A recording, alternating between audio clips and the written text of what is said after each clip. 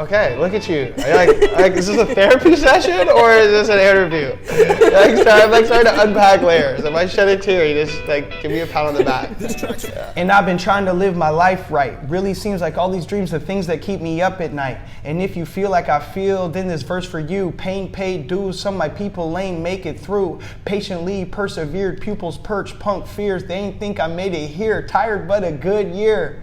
And ain't it funny how my life changed? Still scraping change in exchange for the stage. Sorry, I guess they ain't want it like me. A king in my city, lead a people uprising on the road. Royalty salute and co-sign me. I guess Pops was right, son. Catch flight 2, 3. Roll the dice, God might just smite thee. Eyes on the prize, all gas, no idling. Idolizing people I could be. Oh, the irony. I had to go blind just to see. Yeah. I've been waiting in vain. I've been waiting. I'm here with Marshall from What's the Marshall going on, Band people? How are you? And we're just going to get to know you and see what you're up to. Cool, let's do it. So tell us a little bit about how you got into music. Yeah, well, I got into music. I feel like I was born into it a little bit because my dad is just a huge James Brown and Parliament Funkadelic fan, and so I just have vivid memories of waking up to those artists blasting, and my dad dancing after he's worked out or something in the kitchen, and it's just always been an integral part of everything I do. So I started off as a basketball player, but basketball or any sports and music I feel go hand in hand. So I think when I first really started taking music seriously was my sophomore year of college. So about 5 years ago now. Okay. Yeah. And now I'm here. Yeah. What did you start with? What instrument? So I only rap, sing. I just use I've always been an orator. When kids had plays or someone had to make a speech, they always picked me to do it. So that kind of came by that naturally and honestly. Yeah. And then in the lunchroom, they're always freestyling, and I'd always jump in just cause, but didn't really take music seriously. Yeah. But I had one roommate, he goes by Crispy, back in Pittsburgh, and he was just really, really good at freestyling, and I would freestyle with him every single day. So that's kind of was our party trick. When we came in, people were oh, here we go, ciphers are happening tonight. Yeah. And the more I did it, the more I fell in love with it, the more I realized I didn't want to be a politician, and the more I realized I wanted to be a rapper. Yeah. So kind of transitioning into the band, that's a whole nother story. I don't know if you want to hear that. Yeah, tell us. Want to hear? Okay, yeah. I'll tell you. So basically I came back from school after my sophomore year because I got bit with this rap bug, you know? I was this is all I want to do. Yeah. And so I was at Carnegie Mellon in Pittsburgh, and which is a really good school, but I just my heart wasn't in it. So I came back and I told my parents yo, I want to be a rapper. They're okay, but you need to rap your ass somewhere else then. Right. So they politely pushed me out the door and was just yo, respect that you want to go out on your own, but we're not gonna finance you to rap. Yeah. Which I totally respect, and I feel those taking off the training wheels was integral to me having the grind that I do now. Yeah. So basically, me and my homie, he was a senior at UW and had been commuting down, living with his parents because we're from Mill Creek. Yeah. And we're oh, we got to move out, bro. You know it. So we moved out onto Greek Road. There was an apartment, 18th and 45th, called the Upstairs Downstairs. Yeah. And you move in there, and basically, him and I were the only two people that knew each other. And then there's 6 other apartment rooms that share a kitchen in there. So it's kind of a shared living space, I guess. Yeah. And there's a homie named Fozzie in there. There's another random homie we called GQ because he's just a model looking boy. And we had a 55-year-old who just never saw, and we'd be throwing parties, and he wouldn't come out of his room. So John, if you're listening, thank you for not telling on us and not getting us in trouble. And then oddly enough, Marty, who's currently my saxophone player, he was the final roommate. And for the first year, we just hung out and partied and kicked it on Greek Row and just became fast friends. Yeah. I ended up moving out after that year, as I'm sure you can imagine. Yeah. And, he hit me up one day hey, bro, long time no talk. You should come jam with my band. I'm like, band? What? He's like, yeah, I play the saxophone. I'm like, bro, I lived with you for a year. Right. You didn't mention the band once. You didn't play the saxophone once, and all you listened to was death metal. Yeah. So I was just like, all right, I didn't know what I was walking into. Yeah. So I came over to the house band on Sundays at this place called Dante's. It burnt down. Yeah. Oddly enough, but. So I pulled up on them, I jammed with them, and that was the first time I'd ever rapped with like a live band before. Yeah. And I was like, ooh, this feels so good. Like, I wonder what these guys feel. And they're like, dude, come to practice tomorrow. Yeah. I'm like, easily, Yeah. So ever since then, that's been us, martial law band. Yeah. That's really awesome. Yeah, it's been a wild ride. Right now, the family's like super excited, super proud of me, but I know that it took for me, because when I was rapping first, like, I wasn't like most 20-year-olds that rap and like just started. Like, I'm trying to rap like Lil Wayne, 2 Chainz, like people, Eminem, like people that I like idolize, but also like more so the shock and awe of hip hop and like the bravado and the confidence that you can project in like 20-year-old escapades. Yeah. As I grew with the band and got more musically inclined and message driven, that's when what you see now and people rallying around us really manifested when I started having the music reflect who I was as like a soul, more so than like an outer shell. Yeah.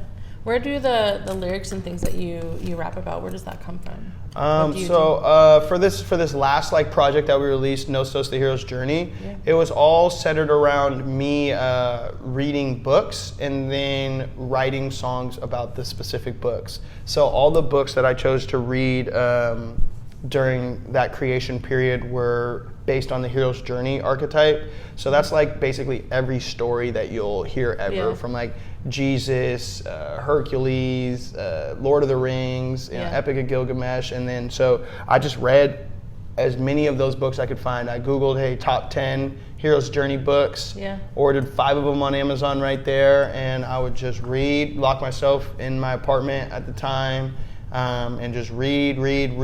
As soon as like inspiration hit me, I would write a song about that specific inspiration that hit. As soon as that book's done, go. And then that's how I wrote the majority of my songs for the Hero's Journey project.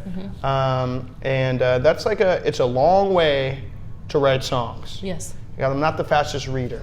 So I've kind of veered away from that now, and I feel like that process made me be able to analyze the world around me and process it and omit it in a rap or musical form a lot quicker. And so now I'm just rapping about stuff I see, stuff that means a lot to me, family, dreams, relationships is kind of a big one for me lately. And just understanding how to deal with your passions and balancing time to still show people that you care about, that they're a priority in your life. Yeah, for sure. What was the first song you wrote? First song I ever wrote? Yeah. That's a great question. Okay, I know this actually. The first song I ever wrote was senior year of high school. It was a complete joke. We had a really good basketball team. And so it was like we had to do like a pep rally or something.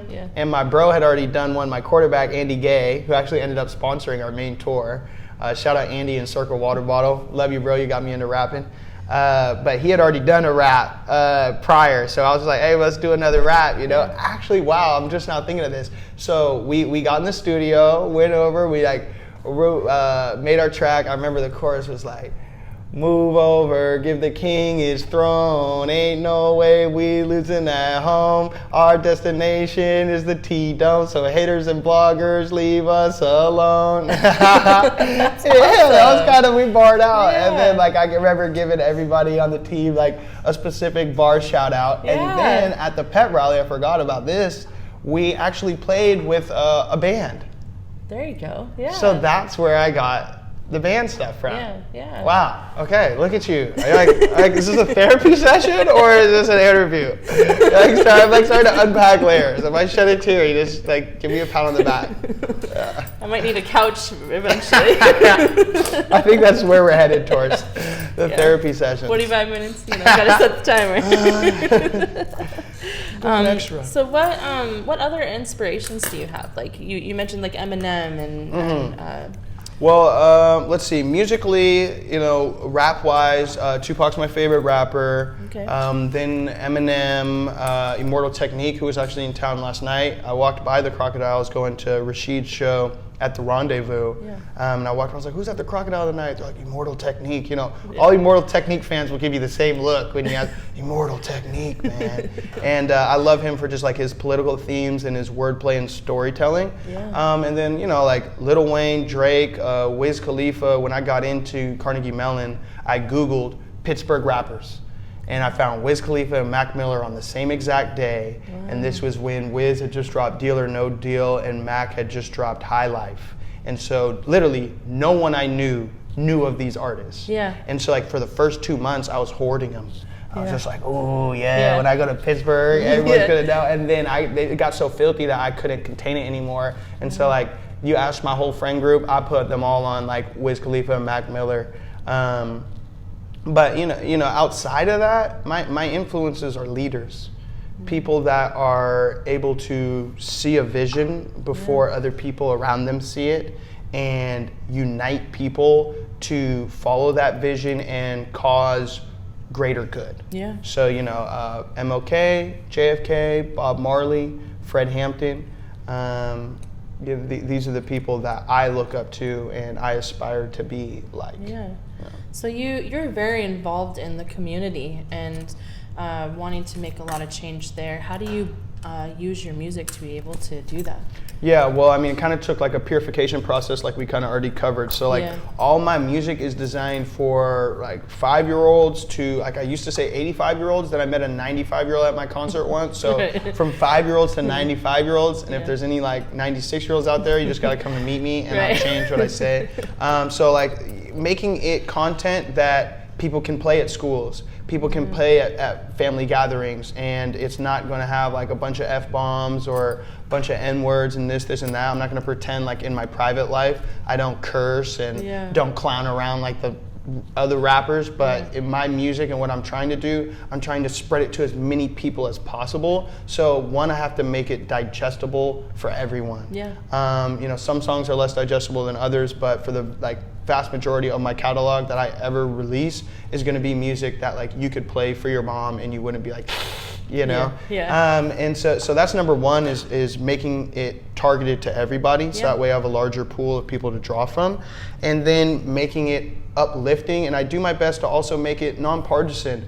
People can look at me, they can talk to me, what side of the fence I sit on, but my main thing is that I'm not going to allow somebody's political affiliation to put hate in my heart and make me isolate somebody who maybe just is ignorant and hasn't been exposed to what it takes for them to open up their mind. And so I try to make my music, I talk about police brutality, I talk about the politics, but I talk about it in a way that is more rooted in like facts and rooted in observations that anyone can make. And so I try to walk that line to, again, bring people together. And then doing events that have community driven. So I'm sure we'll get into the gala and whatnot, but everything that we've done from my hip opera, which donated 50 tickets to youth in the area, Funksgiving, which was a food drive, our holiday drive, Splash Fest, we had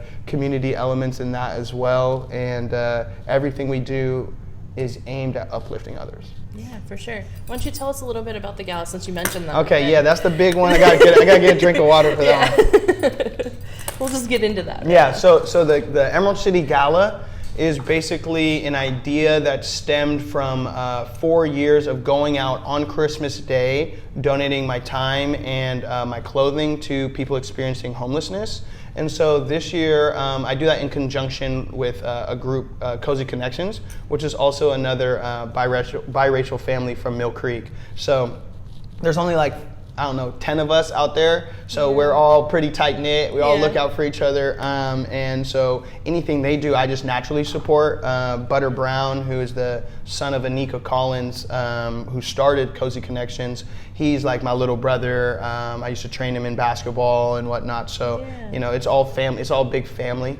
And so they started doing the Christmas Day donations. And in my head, I'm thinking, hey, how do I use this network of people, this notoriety and fame that I've acquired to champion their cause and to do something special?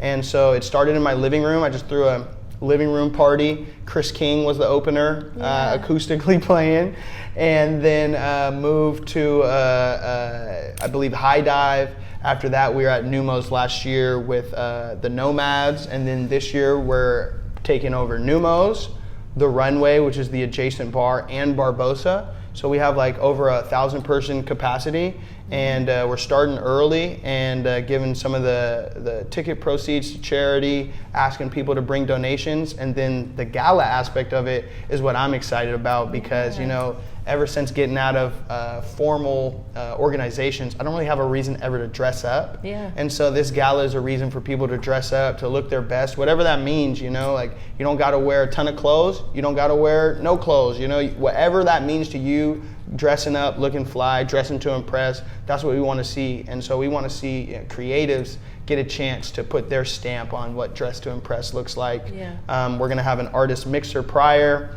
limo people over. We're starting the Seattle paparazzi with that. So we coordinated 20 plus photographers to just like, as soon as people pop out that limo, pop, pop, pop, pop, pop, pop, go crazy, lights flashing, and really want to build that celebrity Seattle culture with this because if we aren't excited about what's going on, I don't see why the public would be. And so that's my whole thing. I know I've seen a lot of creatives and a lot of people arguing about this issue where they're like, why are you trying to get creatives to support you? Your target market should be elsewhere. And the reality is that we have such a small fan base in Seattle that we got to get ourselves pumped up first. If we aren't excited about what is going on out here, I can't ask Joe Schmo at Amazon to come and spend his hard-earned money when the people that are within the scene don't even know what's going on and don't even care what's going on. So, I see a lot of people kind of bashing that movement of why are you trying to get creatives to support each other so hard? And for me, it's simple. If we don't care, then why should anybody else? So eventually, we're hoping to veer out and to acquire more fans and more random people, but it has to start within. And so that's what events like Splash Fest and Emerald City Gala and Spring Ween, that's what they're all about, incorporating more people, letting them showcase their talents, and getting people excited about knowing awesome people. I know so many cool, talented people. It'd be a shame if I just treated them like someone who didn't have a super special gift. Every time I see them, I like to tell them like, yo, you're one of the baddest mugs I know. Your talent impresses me. And that's what I want to do. I want to use my platform to have other people feel empowered about their abilities. For sure. That's what I genuinely love about you, because that's kind of what I love too. That's what I want to do too. Is I know so many people that are so talented, and that's what made me start this blog too. Is just being able to be like, you're so talented and it's just amazing, and I want to be able to like share that with everybody. And so I love your mission and your statement of just being able to help others. And thank you. It's impossible without people like y'all, and that's why we're here 9:30 in the morning with a big smile on my face, getting my session in, because I really genuinely appreciate anybody who is willing to put their time, effort, money, and passion into the same things that I want to put my time, effort, money, and passion into. So again, and that goes back to why I want to keep it nonpartisan, because there's the biggest Trump supporter in the world. He may love music too, right? And so, although we have all these differences, what do we have in common? Let's start there. And then maybe I can get a little sliver. But as long as we're like cutting people out and shunning them and canceling them, now we're always going to have people over here and people over here. And that has to change, because nothing's getting done. For sure. So going back to music, how do you balance your music in your life? Life can throw you a wrench a lot of the times, and how have, in the last couple of years coming up in music, how have you come over challenges, and what's kept you doing it? Yeah, if you ask the people around me, and like, I mean, it's all intertwined, to be honest with you. At this point, to have an opportunity to influence people positively, to have an opportunity to have hundreds of people attend my concert is literally all I've pretty much ever wanted. Yeah. So at this point in my juncture, my life and my music are heavily intertwined. Okay. You know, for example, like my girlfriend, she's a medical student at USC in Los Angeles, right? So I just recently went down and visited her, but I also had to announce the gala while I was down there because that's the time frame of what's going on. Yeah. So like the first 3 days, I didn't do any work.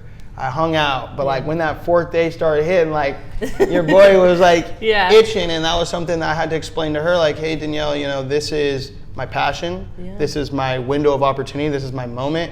I'm gonna need 4 hours to knock out this announcement. Lucky for me, she needs all the time she can get to study. So I think it's like surrounding yourself with people that understand how much you care about your passion and why it's so important. And I think it would be different if my music was just about me or just about like my circle. Like I really feel like we're going to, and we already have influenced and inspired a lot of people. So it's bigger than just my music.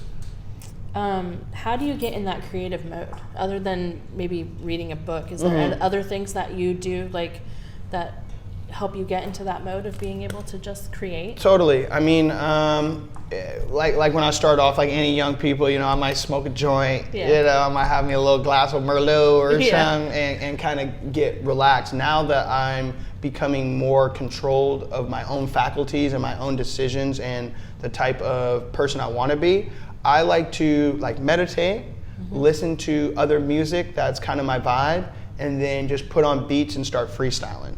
And then from there, usually I can figure out if that's the sound I'm gonna make by just the way my freestyle went. So I'll click through a bunch of different songs like, ooh, blah, blah, blah, blah, blah, no, wasn't it? Blah, blah. And then once I find like a mumble or a harmony or just something that speaks to me, then the song kind of writes itself for the most part. Oh, excuse me. I'll usually write like a verse, a chorus, and then dabble with a second verse, and then like go take a break and let it breathe. But you know, it usually takes me about an hour and a half to write my songs because I'm like really diving in and really figuring out how to like line up alliterations and syllables and sounds and subtle nuances because I'm a rap nerd. So I like when people embed hidden messages in their music. So I try to do the same. Yeah. What is one of your songs that's like the most meaningful? Do you have one? That's a good question. I mean, off the ones that are out now or songs that's coming out? Whatever you've put out. Okay, well, right now it's kind of surprising a lot when I tell people this. We only have 4 songs out for the public. Right now. Noticed you know, that. Only 4 songs. So you know, people think you need like this extensive catalog before you can even start making moves. Like I kind of felt the opposite because one, we're trying to make our music last as long as possible, and in this day and age, you release something, it's gone. So 2-3 weeks later, it's gone. So for us, it was like, all right, we love playing live shows. We want to perfect these songs. The only way people can hear these songs is if you come to our show. So that's why we have a lot of repeating customers at our show. So we kind of went an opposite approach with it. But the songs that we have out, I'd say Head Nod and Shaman are the 2 songs that like me personally, I like bared a lot of who I am. However, Running is the most important song because of that chorus. I want my world to change. You know, people, I don't even like calling that a song. I like calling it a positive life mantra because, you know, that earworm gets in their head and then they're smiling. They're walking down the day. They're on their run. They're on their workout. And running acquires a lot of attention and gets a lot of different like podcasts or, playlists around it because of its positive message. So Head Nod is like talking about my family's migration out of slavery to Marshall, Texas, where I got my name, over to Los Angeles, up to the Pacific Northwest, and seeing the similarities of my struggle with my father. So it's deep, super introspective. You know, Shaman is talking about past ways of living that we've been trying to be stripped by us by the corporate lifestyle, and how to regain that, and through meditation, through spiritual readings. But as important as those things are, running has proved to be the most digestible and the one that has been able to touch the most people in a positive light. So that's a roundabout way of saying running. Yeah. You're like, okay, so every song except for Superwoman. Cool. Yeah. That's okay. Running happens to be my favorite too. Awesome. And yeah, that one is definitely, I think, just like the best message, and I think it definitely puts out the most to everybody and can relate to it, in some sort of way.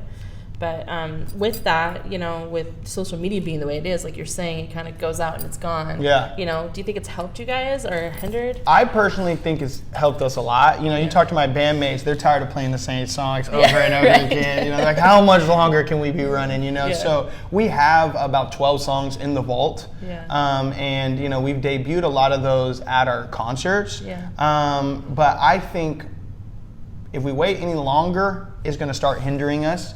But it's cool to go to the concerts and you play those 4 songs at the show and people are singing the words. People are rapping along with me. Like, say we're at a 500-person show in Seattle.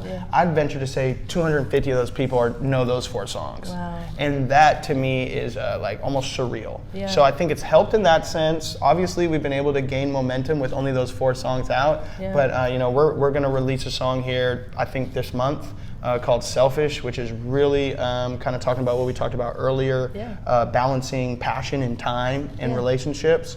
And then we got a music video for that. We got 8 songs tracked, being mixed, being mastered. So the goal is before we head out on tour for our next spring tour to have a full-length album to be able to sell. Awesome. Yeah. How about for fans? Like, do you have any crazy stories or any cool stories that are good experiences? A lot. I mean, on the crazy spectrum, really what it's starting to become is that I've always been a popular person, and so people do know me where I go places. Now it's kind of starting to get a little bit out of hand to where, like, I'll be walking down the street and I get like, me, hey Marshall, or like people like, hey, are you Marshall? And sometimes it'll like scare me. I think the most interesting example of that was when I was in Bozeman, Montana. So we're walking through a Walmart and kind of backing up. We had just this summer we play a bunch of shows in Winthrop. Oddly enough, they love us up there. So we met a bunch of people. We're up there, and then I'm walking through a Walmart in Bozeman, Montana. And to my knowledge, I don't know a single soul in Bozeman, Montana. And somebody just seems to be walking like, "Hey, martial law." I'm just like, no way. And I just look over, I just see this guy. I don't really recognize him. I meet a lot of people, and I'm just like, hi. And he like shakes my hand. He's like, I met you at Winthrop, and do you remember me? I was like, no. He's like, I was the one who was biking across the nation. And so I met a person in Winthrop who I vividly remember now, who was biking from Winthrop. I don't know what he started in Bozeman, went to Winthrop, seems kind of backwards, and went all the way around Boston, looped around, and came back to Bozeman. And he had just gotten back into town the day before. Wow. And we were randomly walking in the same Walmart, and we recognized each other. He came to the show that night, and so those type of things, I guess, are kind of wild and like serendipitous. That you can't really explain. And so to have my face and the band just be gaining to the notoriety to where you can go away from home and people are going to yell, hey, martial law, that's what's kind of bugging me out right now. But that's what I asked for, so here I am, I guess. Is there anywhere you like kind of dream to go? Like anywhere you want to play? Yeah, I mean, I want to get to Japan. I want to get to Hawaii. And South or Africa in general. South America would be amazing. I want to travel. So right now I've been fortunate enough to get if you drew a line in the middle of a map on the West Coast, left side of it or whatever, I've been fortunate enough to play in the majority of those major cities. I want to go out on a national tour, touch all the major cities, then get international with it, and just I feel better on the road. Like that's where I feel more comfortable. Like I'm a basketball player, so I prefer to have a schedule. Yeah. You know, when I have to wake up and set my own schedule because I'm full-time music, it's a lot more difficult than being like, okay, we're going to wake up in this dingy Motel 6. Yeah. We're gonna raid their continental breakfast like they like bats out of hell. Then we're gonna drive for 6 hours. We're pulling up, unloading our gear, getting food, going to do our street team stuff, pulling up, playing a show, going back to the Airbnb, whatever it is this time, waking up and doing it all over again. That routine to me is so manageable, and so there's so much security in it that I prefer to be on the road. Yeah, for sure. Is there anybody you'd want to collaborate with? Locally or just Whatever. in general? How about let's start locally? Okay, locally, you know, I've really been blessed with the majority of people I would have said last year I have. You know, now the people on my bucket list are like those next tier people that I admire, not only what they're doing artistically, but business-wise. And I want to say like, hey, let's align our two brands type vibes. So the person that I've been like courting, like he'll see me at every show, is Perry Porter. I don't know if you've had a chance to get familiar with him yet, but he's a phenomenal rapper, but also a phenomenal painter.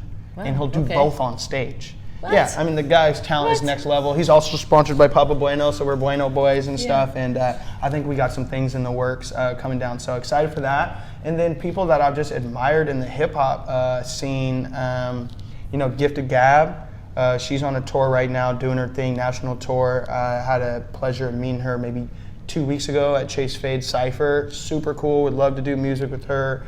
Travis Thompson, obviously, he's like the man around here right now, killing it. I think a show like a Travis Thompson MLB show would be insane. Yeah, I that think would be crazy. You know, I think we'd both bring 600 plus people, and it would just go berserk. So Travis Thompson, and, you know, I've been trying to holler at him. Haven't had any success yet. So Travis, if you see this, anybody see this that knows Travis, come on, baby, holler at me. And then you know, let's see. Sir Mix-a-Lot's a legend. Vitamin D would be great to collaborate with. On the music kind of band side of things, Chris King, already got stuff in the works with him. I mean, he's my favorite artist. The Black Tones, Super Filthy. Vanna O, this artist out of Spokane. She's amazing and just has like, I'm like an energy seeker. And then this young artist coming up, Send the Slime. We're starting to, she was at Splash Fest. She's going to be a part of what we got coming up. She's amazing. Yeah, that's kind of it, I feel like, locally. I mean, not it, you know, because that's the thing of the whole thing, MLB's thing is like, I'll get on a track with anybody, dog. If you book the studio session, I'm free, and you're down to like, hook me up with a sandwich or something, like I'm pulling up to create art and to make music, you know, and so those are kind of the people on like my target list. But and then nationally, there's a band called the Phony People that actually Danielle, my girlfriend, introduced me to, and then they pulled up here. I played a show at Nectar Lounge, and we kind of like got a chance to hang with them, like pulled up with them over a Papa Bino bottle and stuff, and got to politic a little bit. So they're killing it right now. They're on like a national tour. They just did NPR with Meg Thee Stallion. So that's a big reach. They treated us super like humble and nice and stuff, but no, them boys they're already gone. So for sure, Phony People. There's a woman out of Portland, Camara Rivera, I believe. That's what she goes by. I just follow her on Instagram and love her energy and love what she does. And then in LA, there's this thing called the Juice Joint, which is like Mojam Mondays down there. And like pretty much anybody who's on that stage, holler at your boy, you know, let me get down because I want to get my feet wet in LA. But yeah, and then anybody like Wiz, Lil Wayne, right? You know, obviously the big people, but if you're looking at it kind of a trajectory, Phony People are my next people I got my eye on. That's awesome. So what's coming up? You mentioned like some new music. What's coming up kind of other than the gala and stuff? Do you have anything else in the works? We have a December to Remember campaign. So December 7th, we're throwing Seattle's biggest ugly sweater party. We'll have some performances, jams, open ciphers there. Then I'm hosting Macintosh's headline at the Crocodile December 12th. December 13th, we're doing a So Far Sounds. And then December 16th, Mojam Monday's 6th anniversary, and then the gala. So that's just a busy ass December. Yeah. Then as soon as that's done, we're going to Hawaii. We're gonna take off to Hawaii for like 12 days, kind of as an artist retreat. Got a couple shows out there. We get back, hopefully just be working on our album, getting that prepped and ready. Then we're gonna drive down to South by Southwest, and that's gonna kick off our national tour. Yeah. So we're gonna go from there, loop all the way around, come back. We're gonna be in Denver, or New York, April 4th, Denver for 420, pull up on LA after that, slide up the West Coast, come home. Okay. And then, we already have Culture Fest, which is another event that we throw. Yeah. That'll happen after the tour. Summer Splash Fest is happening again, August 22nd. Put on your calendar already. And then, from there, hopefully we're just in a completely different space and we'll be able to reevaluate. But that's kind of the year's plan. Sounds like you're going to be busy. Oh, yeah, come on now. Yeah. We're going to be on the road hopefully for like 40 plus days. So I'll be right at home. Everybody who's trying to make a positive change in your life, we right there with you.